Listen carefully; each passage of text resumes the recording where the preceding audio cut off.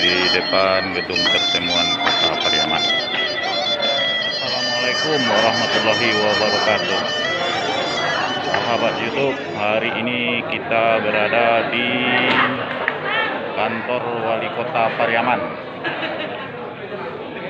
dalam rangka menghadiri pelantikan pengurus lembaga adat Alam Minangkabau Kota Pariaman beserta pengurus Bundo Kanduang Kota Pariaman, yang mana pada hari ini pelantikan ini dihadiri oleh Ketua Elkam Sumatera Barat serta Ketua Elkam Kota Pariaman terpilih Bapak Dr. Jenius Umar.